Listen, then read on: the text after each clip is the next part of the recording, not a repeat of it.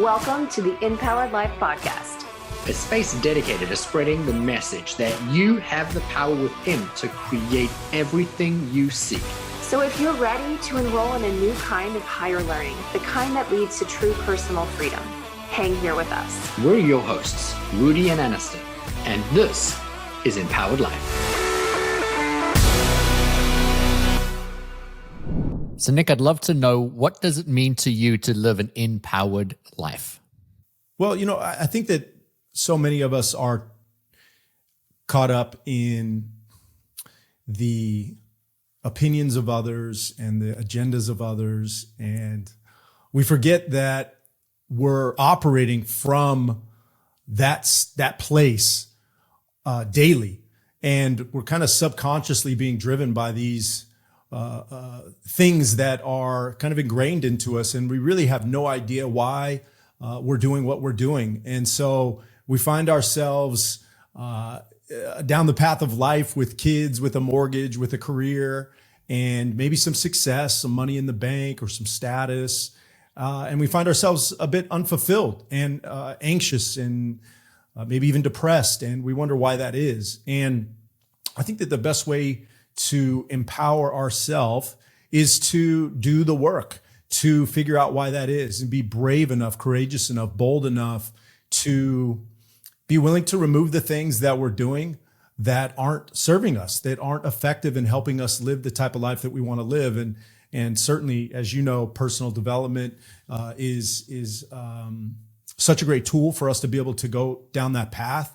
And but that's where it starts, really. There's so much more to empowering ourselves, but it always starts within. I love that you referenced doing the work. And, I think that when people are living their best life, it's when they do the work. And when you do the work, you get to reap the reward of having done the work and live a beautiful, abundant, joyful life. You obviously have figured out how to do that. You just said in the beginning of the episode, you're in Estonia, you are, very successful, best-selling author, you have a thriving coaching program, you support people, you speak on stages all over the world. And so you've got a tremendous amount of not only knowledge of bringing it forward, but evidence that's been stacked in that when you do the work, you get to reap the reward. But obviously this wasn't always the case. I would love it if you could tell us a little bit about what was your story and what got you to who you are today. Ultimately, what really qualifies you to be the guy that's supporting so many people now? Well, my story with personal development started on the heels of me being released from professional baseball. And I was searching for my new path. And baseball thankfully gave me some tools, confidence, and belief that I was able to set my mind to a goal and accomplish that goal. But I had a lot of insecurities that sports covered up. Growing up, I couldn't find my place to fit in. I come from a mixed background. My mom's black, my dad's white. I was raised by my mom. And sports kind of covered up the fact that I struggled to feel like I fit in. And sports was kind of a safe haven for me to thrive and to cover up a lot of the insecurities that I had developed growing up. And so when sports was gone, not only did I not have that cover up, but I also had lost the identity that shaped pretty much my entire life, which is this identity of being an athlete. And so I had to, at 27 years old, when all my friends were graduated from college at this point, many of them married, many of them already had their career path picked out, maybe even a mortgage. I was trying to figure out what the heck I was going to do with my life. And so I had to learn really quickly that charm and good looks and an athletic background wasn't going to be enough for me to have the type of life that I wanted. And so like a lot of people, I tried to solve my character problems with currency. So I thought making money and status and all of these things were going to be the cure for me. But ultimately, I found out pretty quickly that that wasn't the case. And personal development kind of came to the rescue. And when I found personal development, I wasn't reading these books like The Alchemist or Awaken the Giant Within or whatever those early books are that I read from the perspective of somebody who wanted to apply the principles. I wanted to be the person delivering the message. I I said, wow, this is incredible. If I could help people feel the way that I feel reading these books, I could make a path for myself. And that got me into some trouble because, what I've learned over the years now is that, you can't necessarily help other people if you haven't first helped yourself. And I wanted to skip to the fun stuff, writing the book and speaking on stage and doing all the incredible things that we get to do as we're out here serving people. But I had to learn how to embody those things that I wanted to teach and those lessons that I was learning before I was out there trying to pass those principles on to other people. So, but man, the path has been a wild one. I started speaking in the youth market as a motivational speaker and found a niche serving inner city schools. I don't know if you're familiar with the Title I program, but any inner city schools, 90% of the kids are on free and reduced lunch. They came from backgrounds like I had. And I was on that path and had an experience where my father needed some help to overcome his challenges, his addictions, and I wanted to help. And so I signed up to help him, moved him out from Utah to come live with me in North Carolina, and had an opportunity to get to know him as a man, get to know him as a father, certainly ask some tough questions, but ultimately kind of remove him from that totem pole as my hero and see him as a human being. And that was such a pivotal point in my life. But that became a pivotal moment, not only because I got to reevaluate my relationship with my father, but I also got to heal some past traumas and ultimately find some peace and take that into the work that I got to do as a coach and as a speaker at the time. So yeah, that's kind of where it all started, man. I'd like to give some context to anyone that's listening, because obviously I know a little more about your story in having done some research. And, you grew up in a single family home where your mom raised you and your father wasn't present. And now you just referenced wanting to get to know your dad and bringing your dad to where you were and getting to know him, and he moved in with you and that he was struggling with addiction. I'm also aware that the catalyst for your inner journey, you have stated that it was when your father passed. Do you want to speak into a little bit about the catalyst? And before you answer the question, I want to set the stage a little more. I asked you in the very beginning, the question was, what qualifies Nick to be doing what he's doing today? And I don't mean what are your degrees and what are the accolades and what have you achieved. I mean, what has life provided to support you to become the man that you've become? And the Empowered Life podcast is always about looking at every single moment that transpires in your life as the qualification for who you get to become. And in every successful person's journey, there's always a defining moment. And in some instances, many defining moments. You leaving, Major League Baseball, defining moment, not going into the league, having to figure out your identity, putting your worth into something else. And all of these are defining moments, but you've spoken into the catalyst of change that came through your father's death. And I think that so many people could gain value from the experience of what you've gone through now that you're in a position to teach from that. Yeah, there's so many pivotal moments. And I think that it's such a great thing for all of us to do, to go back to our story and play out that narrative and explore what those moments were for each of us. And my journey has been so marked by my relationship with my father from an early age, looking up to him, even though he wasn't around, because of his athletic reputation. He played in the NBA, and we come from a long line of athletes, and that shaped the trajectory of my life. And I believe that we rise to the standards that are set for us. And I pursued sports until I was 27. And when I got done with that, the connection point with my father,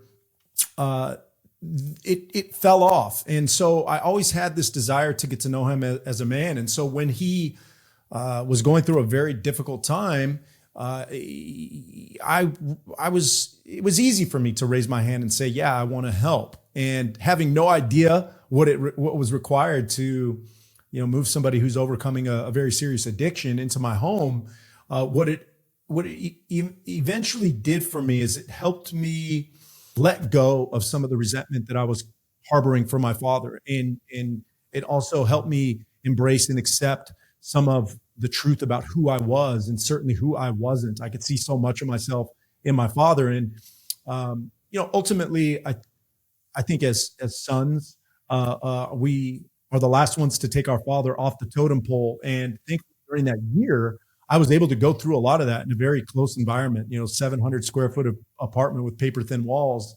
And, ultimately my dad decided to take his own life, and I lost my father to suicide. But what I learned through that very tragic moment was that you can find peace in chaos. You can find clarity during a time where most people have trouble seeing the next step in front of them. And that's ultimately been one of the greatest gifts my father could ever give me. And, unfortunately, I can't tell him that. But in the work that I get to do, I am helping people overcome what might seem to be trivial problems, getting on video for the first time, or starting their coaching business, leaving the career that they thought was going to be their path, but moving on and starting a new career, or going through a divorce, whatever it might be.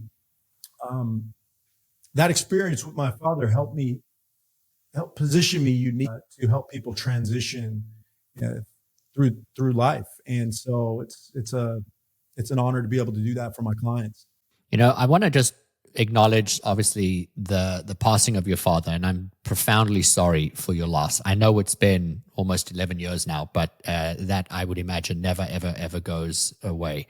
And I want to touch on a moment of how we're always highlighting that everything is always a beautifully, divinely orchestrated moment. And I don't necessarily mean in the passing or in the loss of your father, but in the experience of having him move into your home and having the difficulties. But in that process, you said you were able to release some of the resentment, some of the anger, and you gained a profound amount of knowledge that you today teach to move people forward. And without those experiences, you wouldn't get to be the guy that you are today. I share this because people are always in a struggle. And when someone's in that struggle, I want to remind them there's beauty in the struggle if you're present to the beauty. And we don't always have to wait till the end for us to be able to look back and say, gosh, you know what, that really was a gift. If we can wake up every day and acknowledge the gift is present.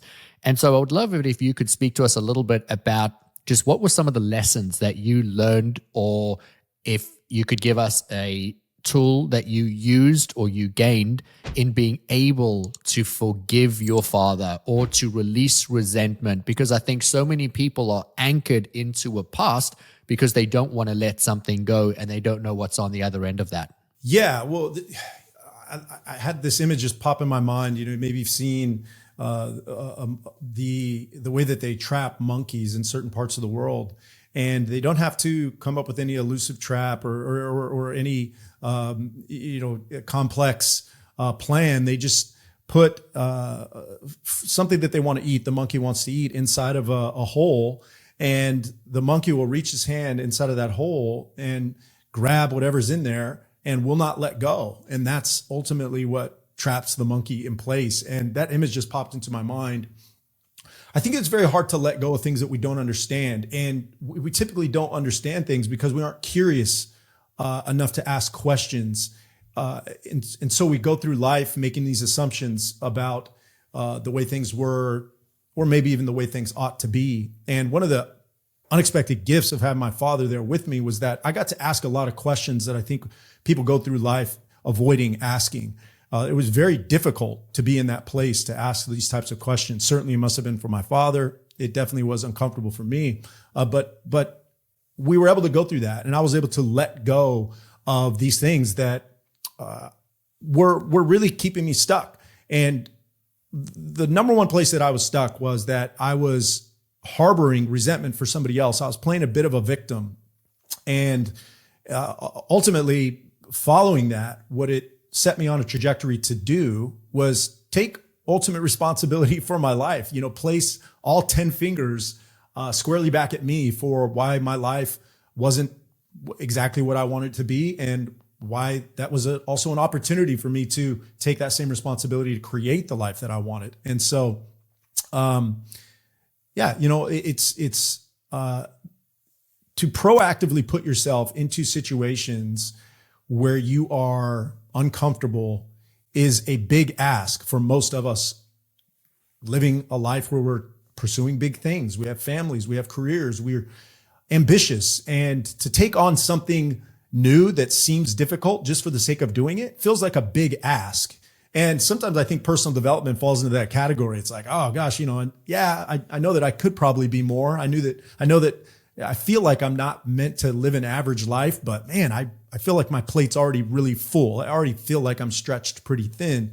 But it's usually those things that we're avoiding doing because it feels like it's adding too much pressure or stress or opening a door that we don't know we're capable of going through. Those are usually the things that help us really break through and feel more fulfilled, feel more peace, feel more purpose on the path that we're already on. And so, I'm a firm believer in self-inflicting that type of adversity in our own life. And simply, for me, it's waking up much earlier than I want to, than I feel comfortable doing, sitting alone in silence, solitude, and stillness when especially things are difficult, asking myself for the truth. What is the truth of this situation? And being willing to stare that truth down, whether I like the answer or not. And ultimately, this is a really effective thing to teach people to do in their life. It's a skill that equips them to go out into the world and be better for themselves, first and foremost, but then also for the people in their lives. And that's a cornerstone of everything that I do now is helping people feel comfortable with the adversities they face, the setbacks they go through, not avoiding those things, but actually proactively preparing themselves by deciding to do the difficult thing daily, even when they don't necessarily have to. So I want to touch on something that you said, and I want to dive in a little more after that into the very work that you do and the results that you drive in the lives of your clients. But you mentioned turning all 10 fingers back at you. And for so many people, we can hear the words, but I'm curious, what is your process to support people in understanding that life is serving them in every moment and that they need to take 100% accountability for where they're at? Because we can hear your story, and anyone listening, they're not associated or tied with their emotions to your story, so we can just listen and learn. But if it's to themselves, they feel the tremendous emotion around anything that's happening in their life. So I'd like to use yours as an example. And you just said you were raised in a single family home where your mom raised you, your dad was absent, he was playing in the NBL. You wanted to have this relationship with him. You didn't have the relationship that you wanted at the time. There was all of this animosity, resentment, confusion, anger, frustration that would have, I can imagine, built up over years. And you just said, well, I had to point all 10 fingers at me so that I could create relief. But someone listening is going to be thinking, well, he didn't choose his father to not be home. He didn't choose to have these situations and circumstances. So I'd love for you, in your own words, to elaborate a little bit on what do you mean about taking all 10 fingers and pointing them back at you so that you can create the relief. Well, at that point, nobody was coming to save me, and it was very obvious. And I think that we reach a point in our lives where we are faced with that truth that, look, life can be difficult, and life is likely going to continue to be difficult. And many of the adversities that we face, we were born into. Our families, the country that we're from, living here in Estonia, that's become profoundly obvious that how fortunate we are to grow up in the United States or multiple countries that were free. I mean, my wife's family was under Soviet rule until 1992, right? So we're born into these adversities that we certainly don't get to choose and decide. But I also realized at that time, because that was, let's say, 5-6 years after I transitioned from sports, that a lot of the adversities that I was facing in my life at that point were because I was inflicting those on myself. So at that point, it was very obvious two types of adversity. Yeah, there was some stuff my father did. There was some stuff from my childhood that it was not my fault. And it was terrible that I had to go through those things. And I also was able to recognize that there were some things that I was doing that were keeping me from being the type of man that I wanted to be, keeping me from showing up the way that I wanted to show up. And so I didn't make this decision at the time. It was the beginning of me making the decision that if I want my life to turn out the way that I want, then I'm going to just make a hard and fast rule that I'm going to take unfair amounts of responsibility for my circumstances. And what that's allowed me to do is, well, a lot of things, but it's made me seek and it's made me be curious. And where that led me almost directly after that experience with my father was to walk into a church and pursue belief in something bigger than myself. And that was I would say the biggest turning point of my life, even bigger than the turning point with my father. And so taking ultimate responsibility is a starting point. Deciding that you're not going to be a victim of the circumstances that you're in, but instead rather find a way for you to turn all of that into something positive and start taking steps in that direction through your own power. Because again, nobody's coming. Nobody's coming to save you. And so that belief's gotten me through a lot and has opened a lot of doors and ultimately has been an empowering thing for the clients that I've been able to work with. So you spoke into spending a lot of time with yourself, asking hard questions. You have mentioned in different platforms that you teach clarity, courage, and confidence. And so I'm curious if you could speak into a little bit of how do you support somebody to find clarity, to tap into the courage to do it, and have the confidence to move forward. I've been a big believer in addition by subtraction. So I think that we generally don't need to add a whole lot to our lives. We generally need to remove certain things from our lives, whether that's beliefs, certainly behaviors, crutches, vices, things that are muddying the waters, distracting us from the greatness, the opportunity that we're capable of. And so removing the need to please others, or removing the temptation to distract or sedate ourselves out of feeling certain emotions, to avoid, to isolate, putting things front and center instead.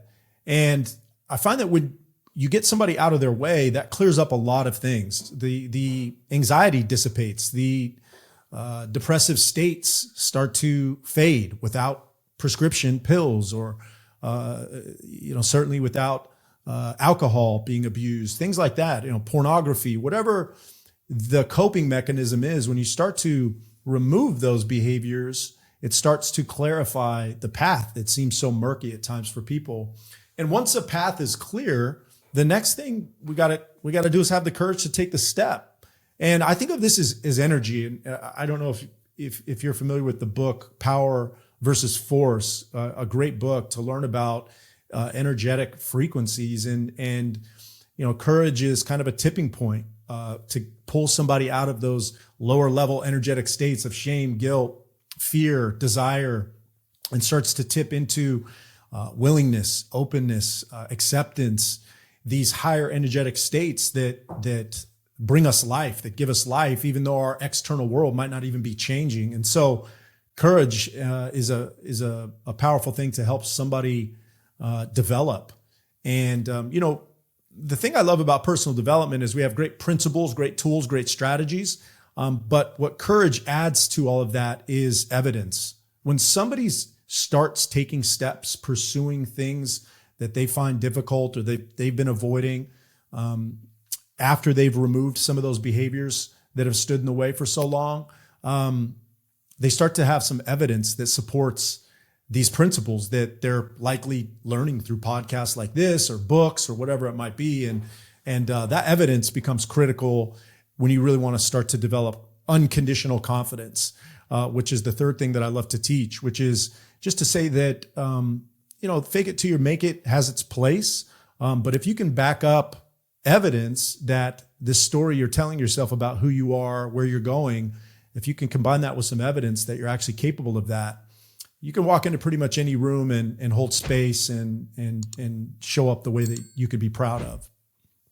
I knew that we were so kindred in how we show up because, I teach the energetics of how we show up out and in the world. And what you just said was the beautiful framework for creating change. And that once you get to a point where you start to stack evidence, not only do you see that it works, not only do you have tangibles that you can touch and feel, but you're also rewiring the brain because you're telling the brain these things are possible. And I love that. Something that you do in your household, it's your motto, and that is that we can do hard things. I would love for you to speak in a little bit about that if you don't mind.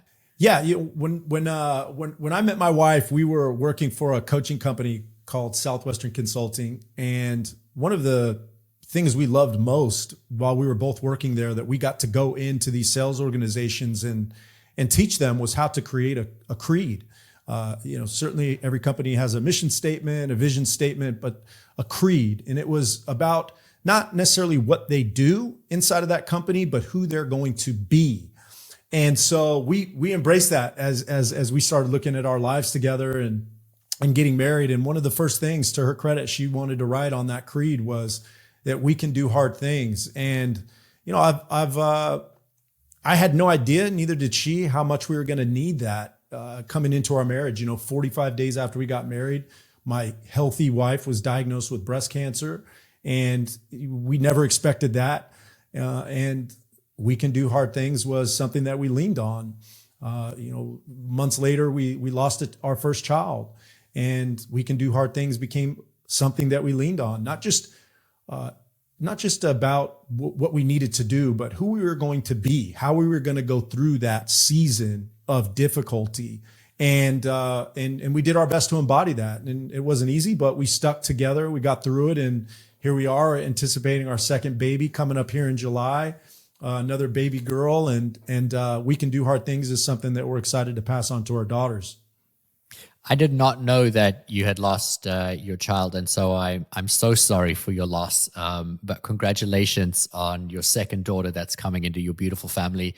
I love the notion of we can do hard things, because if we tackle something that's really hard every day in our life, we actually tell the brain that we can achieve things that are very difficult. And the part of the brain that does things that are more courageous, more bold, and needs to process with a little more courage actually grows. It expands inside the brain.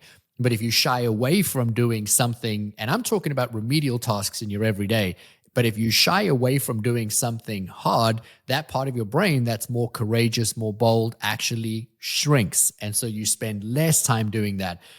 My daughter this morning came and said to me, I want to get into the cold plunge tonight, and I'm going to do it for 2 minutes. And, she's 8 years old, and she'll get into the cold plunge and she'll sit there and she's freezing and it's 40 degrees, right? And so she'll shiver 30 seconds. And then I said, all right, it's 30 seconds. You can get out. And she goes, I want to stay for 1 minute. And then so she stayed for a minute, and that's where her benchmark was. And so a friend of ours we encouraged to get a cold plunge, and their son, 10 years old, well, he stayed in for 1.5 minutes. When she heard that, she was like, I need to do 1.5 minutes now.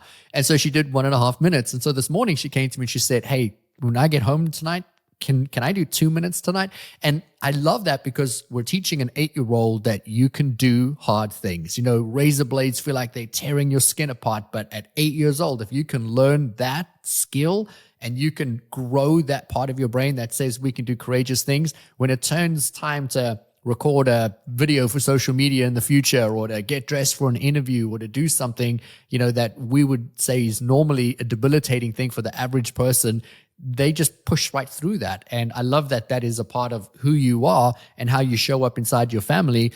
But also, when you get to the really difficult things, you've got the foundations and the evidence to be able to stack onto that. Just incredible. I absolutely love that. Your kids are very lucky. So I want to ask you, you support so many high performers, and I spend the majority of my time working with people who have already achieved great things in life. And it's about making their lives more whole and feeling more fulfilled and more joy and understanding the value and the meaning in everything that they're doing. And then taking what has been their success and turning around and teaching from that vantage point so that they can, inspire their company, not necessarily to make more money, but to live more whole lives. Well, you work with high performers yourself. And, a lot of what I've learned about looking into the work that you do is you support high achievers, but they come up against a whole lot of common dilemmas. And I would love for you to speak into what are the things that you find hold the most people back from being able to achieve the highest or the greatest potential of what they have. Well, so many things, but just having listened to a few of your podcasts in knowing a little bit about the work that you do, I think that answering this question, can I relax now, has become really an interesting question to answer for me. And as a high achiever, as somebody who's hard charging, pursuing big goals, oftentimes the temptation to just go from success to success to success is just kind of the expectation that high achievers put on themselves. It's just kind of the way that it is.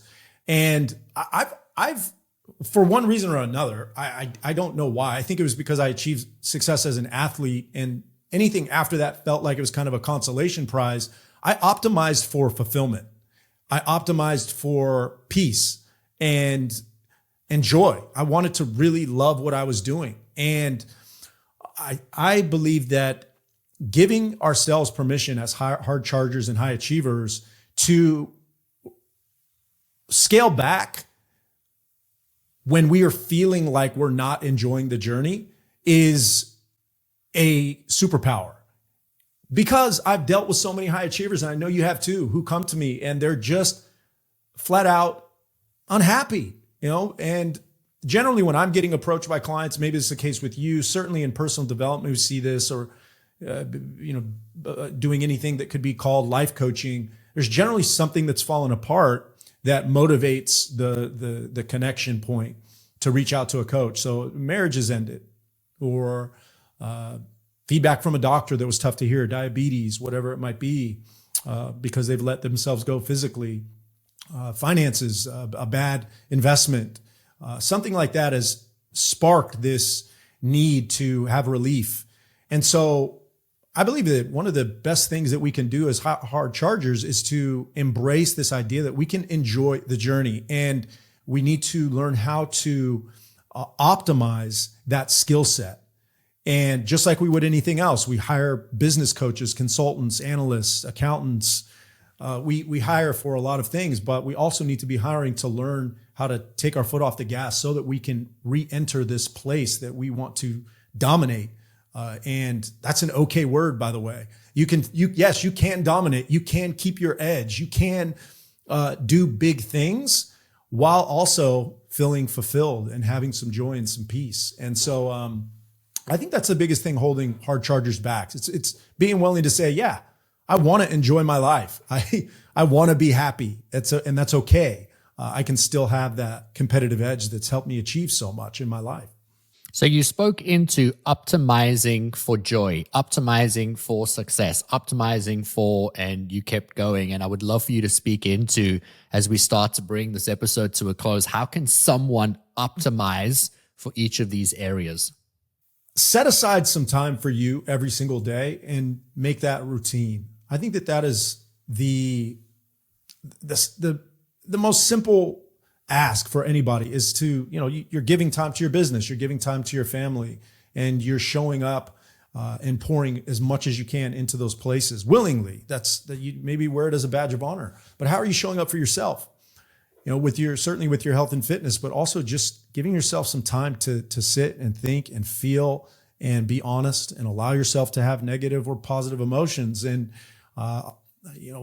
backing that wake up time down an hour or two might be uncomfortable in the beginning, but I've never implemented this in one of my clients' lives and had them say, I don't want to wake up this early. Maybe I want to get 30 minutes or an hour more sleep. No, they generally say, I'm going to wake up actually an hour earlier because this is so incredible. I'm gaining so much from this space between my responsibilities and when I wake up.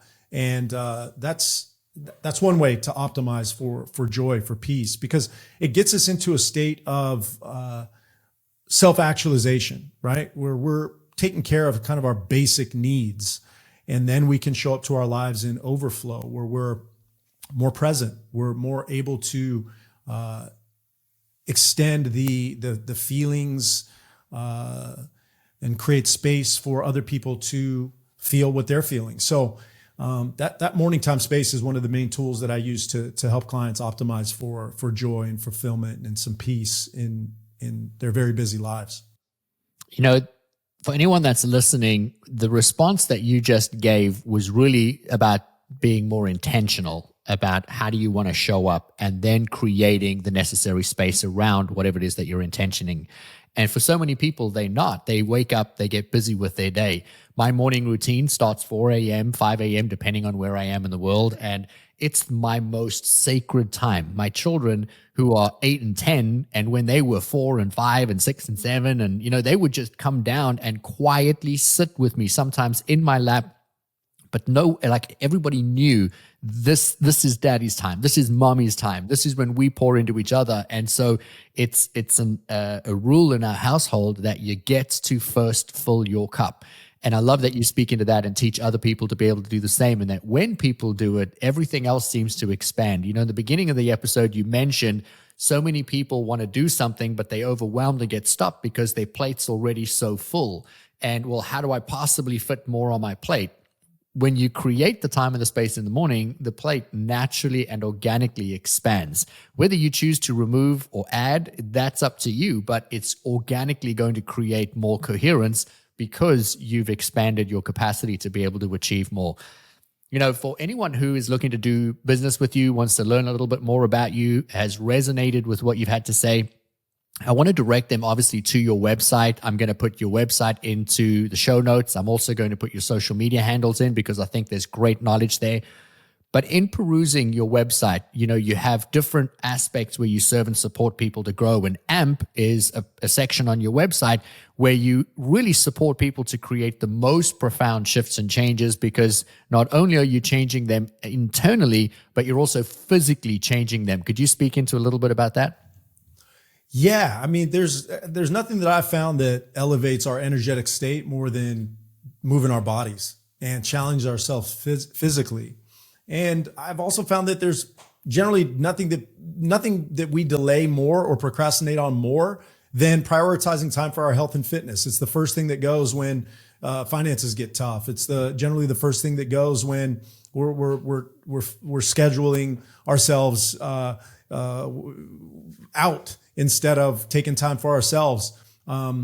So AMP is really designed to give yourself that space through a process, through a routine that you commit to every single day, that gives you evidence that you can do hard things, that you can change the internal and external version of yourself that you're looking at in the mirror every single day. And it's that playbook that we put together for our clients inside of AMP that inevitably prepares them for the adversity that's going to come in their lives and their business. So it's a very proactive and intentional approach to helping somebody shift their beliefs, change their body, and be more prepared for life.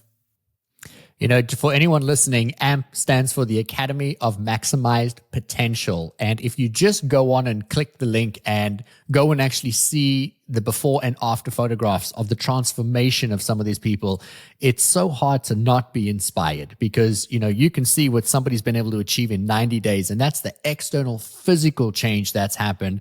We can only imagine, because we cannot quantify the change that's happening internally through the work that we're doing. Thank you so much for spending some time with us on the Empowered Life podcast. I appreciate you so much, brother. I love your message. I love who you are and how you show up out in the world. And, I started the episode by thanking you before we hit record that time is by far our most invaluable resource. And anytime anyone spends time with me, whether that is recording or listening to the episode, I love to acknowledge that. I love to say thank you for coming into pouring into our community. And now I'm going to ask my community, please go out there and pour into Nick. Go in and check him out, see what he's doing, follow him on social media. And if you're up for the task, I challenge you to find how you can work with him, because obviously you're doing amazing work out in the world. Thank you so much, Nick. I appreciate you, brother. Thanks, Rudy. Thanks for having me, man. It's been fun. To everybody listening, we'll catch you in the next episode of the Empowered Life podcast. If you enjoyed this episode, please subscribe so you don't miss out on future content. And we would love your support in leaving us a review wherever you listen to your podcasts. Make sure to check the show notes for more information on how you can find us online and on Instagram. Now go create an amazing day for yourself, and we'll see you again soon.